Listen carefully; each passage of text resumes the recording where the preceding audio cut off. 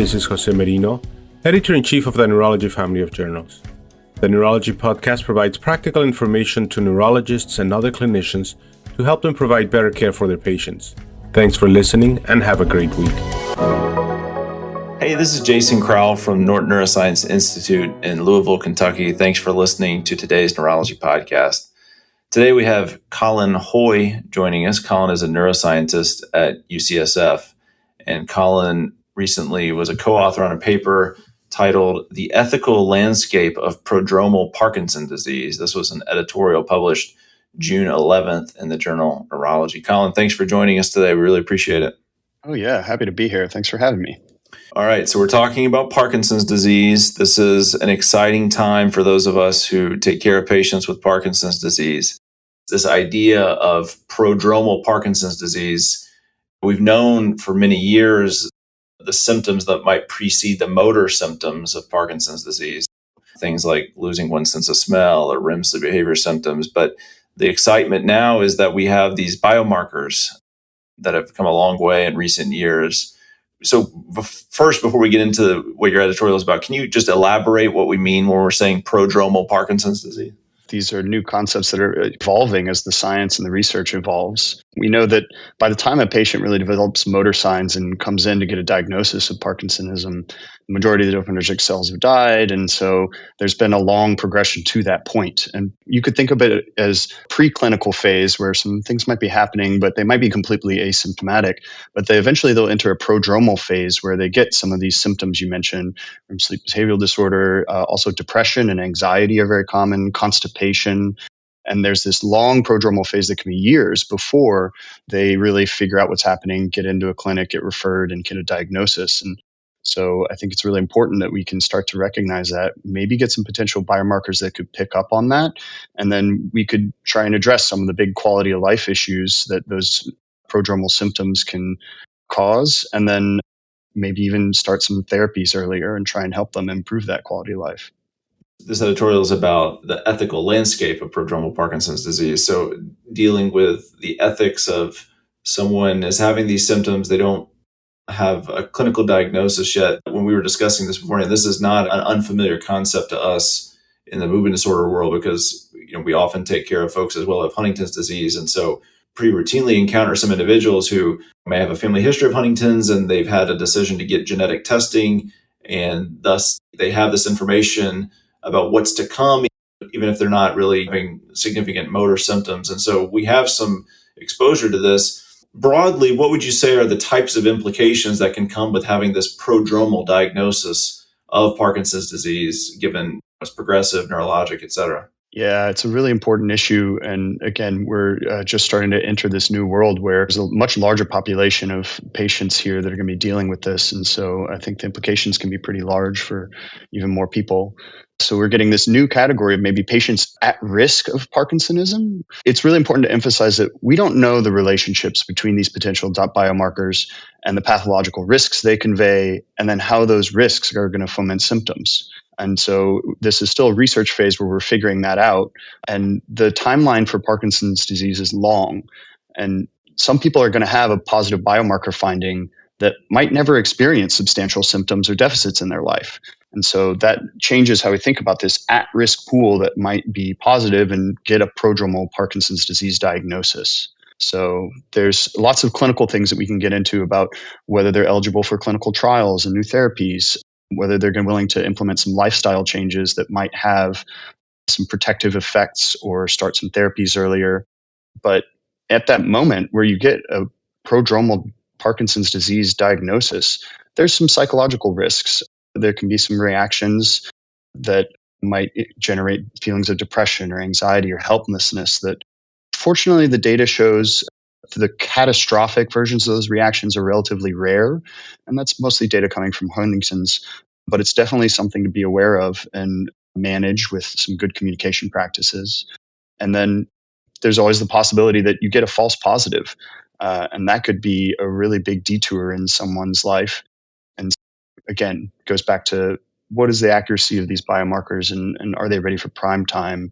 And the answer is they're still largely research devices at this point in time.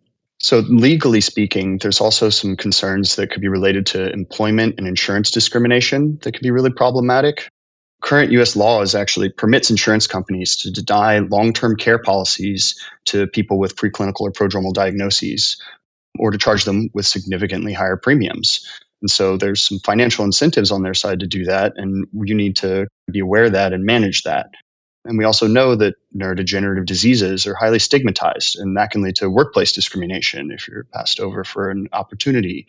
So it's also unclear if the Americans with Disabilities Act is going to cover preclinical and prodromal diagnoses. And so those are some more personal consequences to a diagnosis. There's also some societal factors here too, where if we start to get a large pool of at-risk individuals with these new predictive biomarkers, you might see some adverse selection. Those patients might be able to anticipate needing long-term health insurance, and then that might drive up some enrollment costs, and the insurance companies are going to need to shift their risk pooling and adjust their calculus of what might be profitable or sustainable. And that will certainly affect everybody in the insurance market. This editorial that you co-authored was in regards to a paper also published in this June 11th issue of Neurology by Richard Rees and colleagues titled Identification of Prodromal Parkinson's Disease. We may be able to, but should we? And in that article, the authors, they used the typical medical ethics framework. So looking at this question through beneficence, non-maleficence, autonomy, distributive justice. Can you talk a little bit about each of those ideas with regards to diagnosing prodromal Parkinson's disease? I think that it can be really helpful to have this framework to help us make sure we cover all the relevant angles here. Beneficence and non-maleficence really are just a variation on the framing we're familiar with of risks and benefits. And so on the positive side, I think that we've spent a long time in neurology with trials that end up being too little too late. And there's enough disease progression, we're not able to really intervene in a meaningful way. And so eligibility for clinical trials and enrolling people based on a predictive biomarker that can identify maybe earlier in the disease course or help us sort out the differential diagnosis so that we're targeting the right patients can be a big positive. And one key thing here is we're lacking disease-modifying therapies in Parkinson's disease. And there is some evidence that lifestyle changes can be helpful. Aerobic exercise, also managing comorbidities, cardiovascular risks. Those can be things that a diagnosis of prodromal Parkinson's might help you kickstart. I'm going to actually make those changes to my exercise regimen or my diet. I'll actually start taking care of myself a little better. And also, one important thing is that historically, there was some concern that starting L-DOPA therapy early might accelerate the onset of some side effects like dyskinesias. And now we have good evidence that's not the case, that the occurrence of those side effects is more closely tied to the disease progression. And that gives us another tool here. It frees us up to start L-DOPA therapy earlier. And if that's behind some of these prodromal symptoms, we might be able to actually treat some of those and improve the quality of life a little earlier. And so there's a variety of benefits that you might get out of the prodromal Parkinson's diagnosis. But again, you need to balance that on the non-maleficent side of avoiding the bad things. Is we need to keep in mind that diagnosis could be traumatic. It could be leading to social and legal effects that might cause problems for people. And so there's a balance to strike there. Ultimately, though, that balance is going to be personal. And this is where that autonomy piece comes in, which really that's the right to know and the right to make a personalized decision here. Again, what are the reactions that this person might have that might be damaging to their ability to live their life? That's something that they want to consider and that their clinician can help them think about. But it's also what is the likelihood that they'll prompt some behavioral changes with the diagnosis and give them some more control over planning their future. And so it's possible that a diagnosis could really increase their autonomy to have control over their life and their future. And each person, the balance of those risks and benefits is going to be a little bit different. And a good clinician can hopefully navigate that with them and really empower them from that autonomy perspective. One of the last angles here is distributive justice. And so that is unfortunately something that's been a little bit more neglected in the bioethics field, but is a really important angle here because underprivileged populations may not have the opportunity or ability to enroll in clinical trials or to have the legal resources to fight discrimination or to get access to the new therapies that might come out of those new research trials.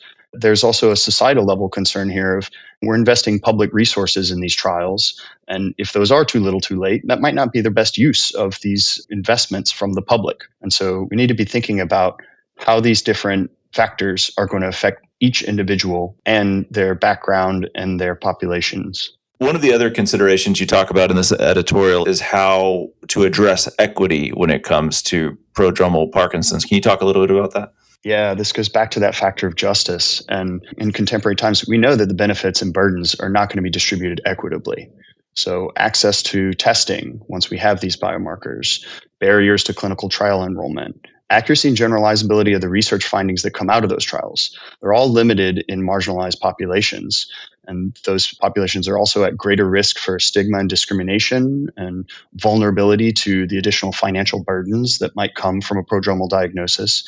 And so these new tools will create populations that have greater risks and accentuate the existing risks. And so one thing that we need is more diversity in the research trial recruitment and data. So for example, the genetics of Parkinson's is advancing, but a lot of the data in those studies are from white Western populations. And there is evidence that when you start to sample more diverse populations globally, that the markers are a little bit different and the risk profiles are a little bit different. And similarly, the patient perspectives on whether, when, and how they might actually want to know, do they want this prodromal PD diagnosis? That's also likely to vary across demographics. Right now, we have a lot of data from Huntington's that is informing, for example, whether somebody wants to know as a function of the availability of disease-modifying therapies. There's good evidence that a substantial portion of people might not want to know if they can't do anything about it, which goes back to the availability of those treatments in the future, but also currently how effective those lifestyle changes might be. So we know that across different populations, there will be different perspectives, and we're lacking data from the perspective of a lot of different populations. And so we need to increase the diversity in our trial enrollments, but also in our sampling of and understanding of what different people with different backgrounds might want.